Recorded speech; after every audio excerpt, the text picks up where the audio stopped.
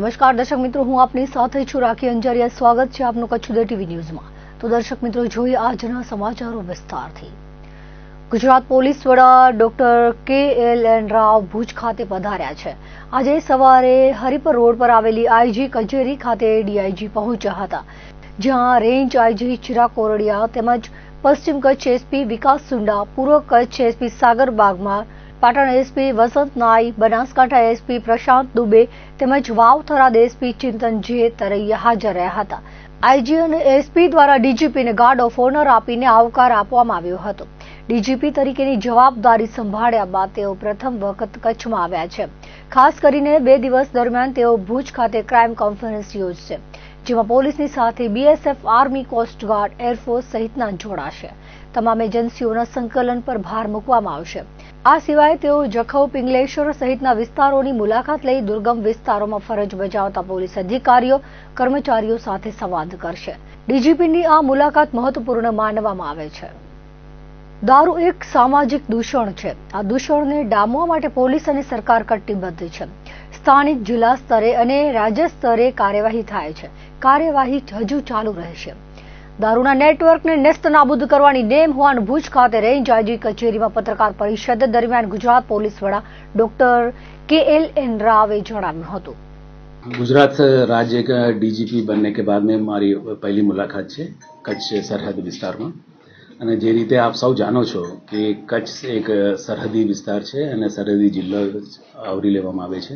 અને ખાસ કરીને અમારા ઉદ્દેશ એ રહેશે કે જ્યાં વિવિધ એજન્સીઓ અહીંયા છે, કેન્દ્રના આર્મી, નેવી અને એરફોર્સ અને બોર્ડર સિક્યુરિટી ફોર્સ અને કોસ્ટગાર્ડ, એ બધાને એક સંકલનનું મીટિંગ આયોજન કરવાનું છે। અને ખાસ કરીને આપણે પોલીસ વિભાગમાં જે કામગીરી છે એની પણ મૂલ્યાંકન કરવાની છે। અને જે બોર્ડર વિસ્તારો છે, બોર્ડર ગામોમાં પણ અમે ડિસેમ્બર મહિનામાં આવેલા હતા। માનનીય નાયબ મુખ્યમંત્રી શ્રીના સાથે અમે આવેલા હતા અને દૂરના વિસ્તારો અને ગામોની મુલાકાત પણ લેવામાં આવેલી છે। એને આગળ વધાવતા આ વિઝિટ પણ છે। અને ખાસ કરીને જે સરહદી જિલ્લાઓ, સરહદી ગામો છે એમાં મુલાકાત લેવાની છે। અને અનઇન્હેબિટેડ જે આઇલેન્ડ્સ છે એમાં પણ અમે મુલાકાત લેવાની છે અને કોઓર્ડિનેટિંગ મીટિંગ પણ લેવાની છે। તો આ બધી એ અમારી પ્રયાસ થાય છે। સ્વાભાવિક છે કે આવતા દિવસોમાં અમે એક અલગ એક્શન પ્લાન છે બોર્ડર એરિયા ડેવલપમેન્ટનો। એની અંતર્ગત અમે સરહદી વિસ્તારમાં જેટલા પણ ઇન્ફ્રાસ્ટ્રક્ચરની પ્રોજેક્ટ્સ છે, દાખલા તરીકે આઉટપોસ્ટ હોય, પોલીસ સ્ટેશન હોય, એમને પણ વધુ મજબૂત કરવા માટે અને એક ખાસ પોલીસ સ્ટેશનનું પણ અમે દત્તક લેવાના છે। માનનીય પ્રધાનમંત્રીશ્રીનો ઉદ્દેશથી એક પોલીસ સ્ટેશનનું પણ દત્તક લેવાનું છે। તો મારે કચ્છમાં એક પોલીસ સ્ટેશનનું પણ એક દત્તક લેવાનું છે। એને આપણે વિઝિટ કરશું। 2024 અને 2025 વર્ષમાં જે કામગીરી થયેલી છે સરહદી રેન્જમાં, જે જિલ્લાઓમાં આવે છે, પાટણ, બનાસકાંઠા, કચ્છ ઈસ્ટ ઓર વેસ્ટ, એ બધાને મૂલ્યાંકન કરવામાં આવેલું છે। મોટાભાગે જે ગંભીર પ્રકારની ગુનાઓ છે એમાં તો ડિટેક્શન વધારે સારું છે અને અમુક કિસ્સાઓમાં થોડા સુધારવાની જરૂર છે અને કે થોડા ચિંતાની વિષય છે। દાખલા તરીકે ફેટલ એક્સિડન્ટ્સ હોય, હાઈવે છે આપણી પાસે, એ હોટસ્પોટ્સ પણ એ લોકોને આઈડેન્ટિફાઈ કરવામાં આવેલું છે। તો એ દિશામાં આપણે ફેટલ એક્સિડન્ટ કેવી રીતે આવતા દિવસોમાં ઘટાડવાનું છે, એ દિશામાં પણ એક આપણી પાસે એક પડકાર છે। અને સાથોસાથ બાકીના જે એન્ટી સોશિયલ એલિમેન્ટ્સ છે, જે એબ્સ્કોન્ડર્સ છે, છેલ્લા ગયા મહિનામાં જે લોકોએ 93 એબ્સ્કોન્ડર્સને એ લોકો પકડવામાં સફળતા મળી છે। અને આવતા દિવસોમાં પણ જે નાસ્તા પડતા ભગેડો એક્યુઝ છે એ લોકોને પકડવા દિશામાં પણ એ લોકોને સૂચના આપવામાં આવેલી છે। ઇન્ફ્રાસ્ટ્રક્ચર કરતાં એક એજન્સીસ આપણે મજબૂતાઈથી અને ઇન્ટેલિજન્સ બેઝડ કામ કરે એના ઉપર અમારા ફોકસ છે। આપને જાણકારી હશે કે એક સરકારે એક નવી એન્ટી નાર્કોટિક્સ ટાસ્ક ફોર્સ એનું પણ ઉદ્ઘાટન કરવામાં આવેલું છે અને એ પણ ગાંધી બોર્ડર એરિયામાં પણ એક ઝોન આપણે CID ક્રાઇમના દેખરેખ હેઠળ એક ખોલવામાં આવે છે। તો એ પણ એ CID ક્રાઇમના જે બોર્ડર ઝોન છે એને સમકક્ષામાં રહેશે અને એમને ખાસ એટલા માટે છે કે નાર્કોટિક્સમાં એ લોકો કેન્દ્રિત કરે અને એના ઉપર આપણે કાર્યવાહી કરે, એ દિશામાં કામ કરે। દારૂ એક સામાજિક દૂષણ છે એ એક ગુજરાત સરકાર માટે અને ગુજરાત માટે આપણે એક ચેલેન્જ છે આપણે, અને એ આપણે પહોંચી વળીએ છીએ. અને એના માટે જ આપણે અલગ અલગ એજન્સીઓ છે, જિલ્લા લેવલ પર પણ કાર્યવાહી થતી હોય છે, રેન્જ લેવલ પર કાર્યવાહી થતી હોય છે, અને એક રાજ્ય લેવલ પર પણ કાર્યવાહી થતી હોય છે. બરાબર છે. તો જેને જે રીતે માહિતી મળે, જે રીતે એને નેટવર્ક હોય, એને આપણે એના ઉપરથી કાર્યવાહી થતી હોય છે. અને આવતા દિવસોમાં પણ વધુ મજબૂતીથી કોઈ પણ સંજોગોમાં આ ચલાવવામાં લેવામાં આવશે નહીં, અને કોઈ પણ નેટવર્ક હોય અથવા કોઈ એન્ટી સોશિયલ હોય એને નેસ્ત નાબૂદ કરવાની દિશામાં અમે કામ કરશું. પ્રજાને એ જ અપીલ છે કે ભલે બોર્ડર ઉપર રહો છો તમે, પણ તમારી ચિંતા અમારા દિલમાં છે. એટલા માટે જ અમે વારંવાર આવીએ છીએ. ડિસેમ્બરમાં પણ આવેલા છે, 2 મહિનામાં ફરીથી હું આવ્યો છું, અને એ જ આવવાનો સિલસિલો ચાલુ જ રહેશે. અને બોર્ડરની જે પ્રશ્નો છે એ અનોખી પ્રશ્નો છે, જુદા જુદા જિલ્લાઓ કરતાં એ અનોખી પ્રશ્નો છે.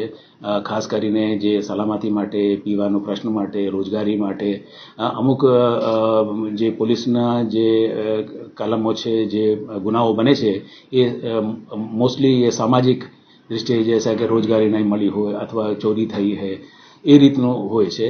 તો એને બધી પહોંચી વળવા માટે અને તમામ agency, whole of government approach, અમે તમામ એજન્સી, સરકારના જેટલા પણ એજન્સીઓ છે, ચાહે ફિશરી ડિપાર્ટમેન્ટ હોય કે બોર્ડર વિંગનું હોય અથવા આર્મીનું હોય, કોસ્ટગાર્ડનું હોય, પોલીસનું હોય, રેવન્યુનું હોય, તો એ તમામ સરકારી એજન્સીઓને સાથે લઈને અમે એક કલેક્ટિવ પોલીસિંગ, આપણે સમગ્ર પોલીસ દળ, એટલે જિલ્લા પોલીસ જ નથી, પણ આમાં એસઆરપી હોય, આર્મ્ડ યુનિટ હોય, ઇન્ટેલિજન્સ બ્રાન્ચ હોય, ક્રાઇમ બ્રાન્ચ હોય, એએનટીએફ હોય, સાયબર સેન્ટર ઓફ એક્સલન્સ હોય, એ બધીની સહયોગથી અને સંકલનથી એક સારું એક પોલીસિંગ આપવા માટે અમે કટિબદ્ધ છે.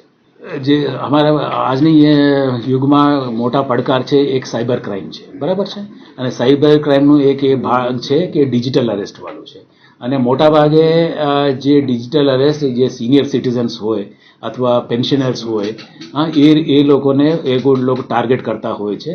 અને અમે સાયબર સેન્ટર ઓફ એક્સલન્સ અમે ગાંધીનગર ખાતે એક વિકસાવવામાં આવેલું છે. ત્યાં દરરોજે જે સાયબર ફ્રોડ થાય છે એ 1930 ઉપર એને કોલ કરીને જેટલું વહેલું બને એટલું વહેલું તાત્કાલિક એ લોકોને જાણકારી મળે અમે, અને જેટલી જાણકારી વહેલા મળે એ અમે અકાઉન્ટ ફ્રીઝ કરવામાં અને પરત આપવા માટે અમે સરળતા મળશે. અને અમુક કિસ્સાઓમાં જ્યારે ઘણી બધી મોડી થઈ ગઈ હોય ત્યારે એ પોલીસને જાણ કરે છે. તે વખતે તો ત્યાં સુધી તો આપણે એમને પૈસા અલગ અલગ લેવલ ઉપરથી ટ્રાન્સફર થતા હોય છે. તો મારા અનુરોધ એ છે કે 1930 ઉપર જેટલું વહેલું થાય એટલું વહેલું એ માહિતી આપે, તાકે એ લોકોને એકાઉન્ટ ફ્રીઝ કરી શકે અને જે ભોગ બનનાર છે એ લોકોને પરત એમને રકમ આપી શકે, એ રીતનું. સાચી વાત છે કે આપ જે કહો છો સાયબર ક્રાઇમ વધારે પ્રમાણે, અને એ પણ આપણે ખ્યાલ હશે કે ગુજરાતી પ્રજા મહેનતુ પ્રજા છે, બિઝનેસ ઓરિએન્ટેડ છે. જે કંઈ નવી બિઝનેસ આવે એટલે તાત્કાલિક અપનાવે છે. બરાબર. અને જે રીતે આપણા ડિજિટલનું પેમેન્ટ થયું, ડિજિટલનું ટ્રાન્ઝેક્શન થયું, જે કંઈ જીએસટીનું હોય, ડિજિટલ પેમેન્ટ હોય, યુપીઆઈનું અપનાવવાનું હોય, તો ગુજરાતની પ્રજા એક સારી રીતે એ અપનાવી છે. તો સ્વાભાવિક છે જ્યાં બિઝનેસ એક્ટિવિટીઝ વધારે હોય ત્યાં આ પ્રકારની ગુનાઓ વધારે બનતું હોય છે. સ્ટેટ મોનિટરિંગ સેલની ટીમે ગાંધીનગરથી આવીને પદ્ધર પોલીસ સ્ટેશનની હદમાં ગુજરાતનો વિક્રમી કહી શકાય તેટલો 4 કરોડનો દારૂ ઝડપી લીધો છે, જે બાદ જિલ્લા પોલીસના પગ તળેથી જમીન સરકી ગઈ છે. આજે ગુજરાતના ડીજીપી શ્રી રાવ પણ કચ્છમાં છે. આ વચ્ચે એલસીબીને માંડવી તાલુકાના મોટી રાયણમાંથી દારૂ મળી આવ્યો હતો. મળતી વિગતો મુજબ મોટી રાયણ ગામની પશ્ચિમ બાજુએ આવેલી તળાવના મોકળામાં કાર્યવાહી કરવામાં આવી હતી, જ્યાંથી દારૂ મળ્યો હતો. અહીંથી દારૂની અલગ અલગ બ્રાન્ડની 911 બોટલ છુપાવવામાં આવી હતી, જેની કિંમત ₹7,48,000 રાખવામાં આવી છે. દારૂ પ્લાસ્ટિકના કંતાન નીચે છુપાવવામાં આવ્યો હતો. માંડવીના ગલવાણ રોડ પર રહેતા દેવરાજ ગઢવીનો દારૂ હોવાનું કોડાય પોલીસ મથકે નોંધાવેલી ફરિયાદમાં જણાવ્યું છે. મહત્વની બાબત એ છે કે સ્થાનિક પોલીસ કે એલસીબી બાતમીના આધારે કાર્યવાહી કરે છતાં તેઓને માત્ર દારૂ જ મળે છે, આરોપીઓ કે વાહનો મળતા નથી. જ્યારે એસએમસી દારૂ તો પકડે છે, સાથે વાહનો અને આરોપીઓને પકડે છે. માંડવીની કાર્યવાહી એસએમસીના કેસ બાદ પશ્ચિમ કચ્છ એલસીબીની હાજરી પુરાવારની કાર્યવાહી હોવાનું લોકો કહી રહ્યા છે. આ બાબતે કોડાય પોલીસમાં ગુનો દાખલ કરવામાં આવ્યો છે અને ક્રોસ તપાસ માંડવી પીઆઈ CY બારોટને સોંપવામાં આવી છે.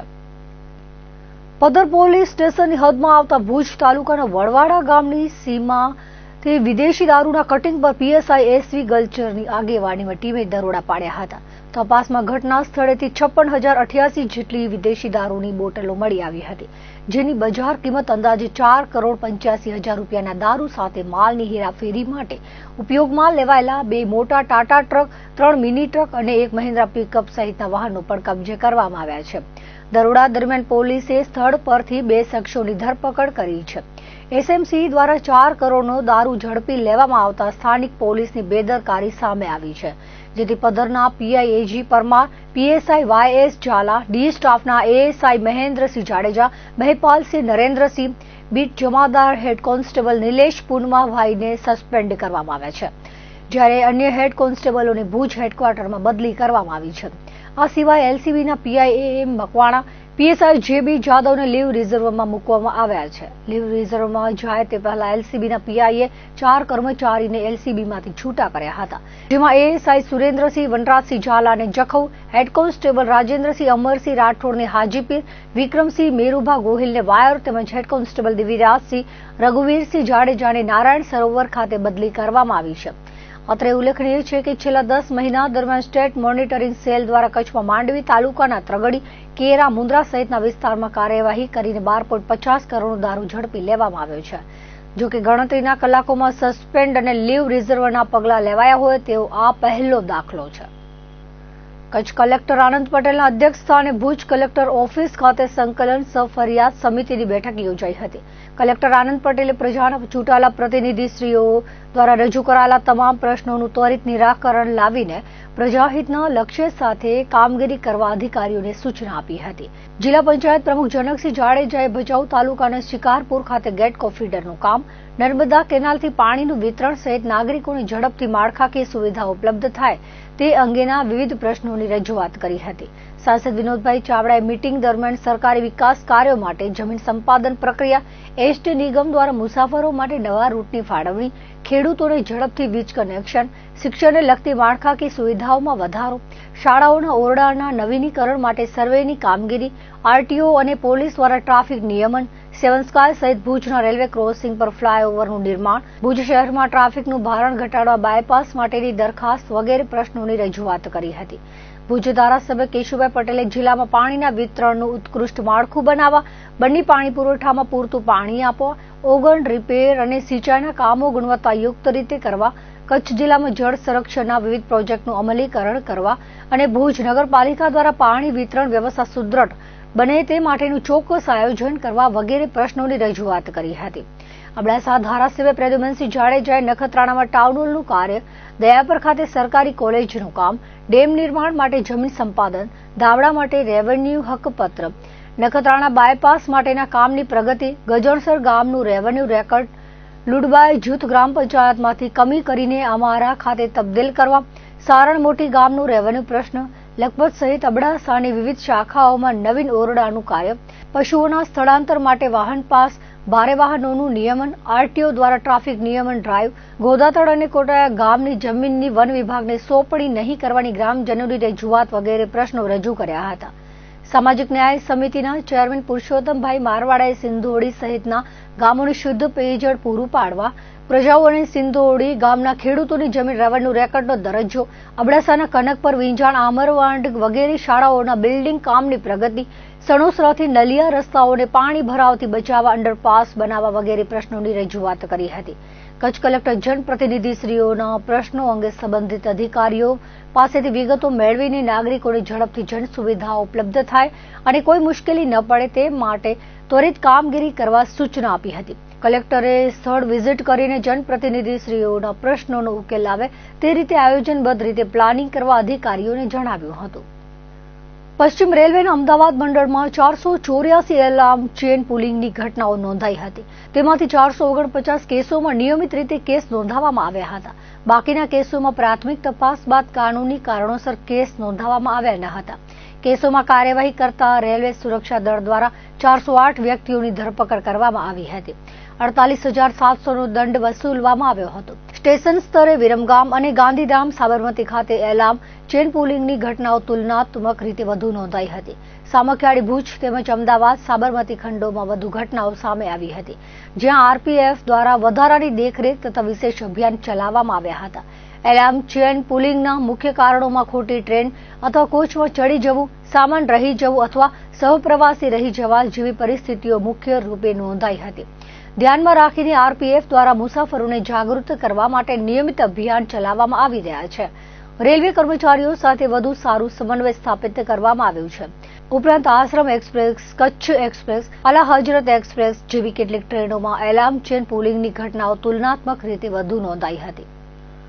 રાપરમાં શ્રમજીવીઓના કાચા મકાનો આગની ઝપેટમાં આવી જતા ભારે નુકસાન થયું છે.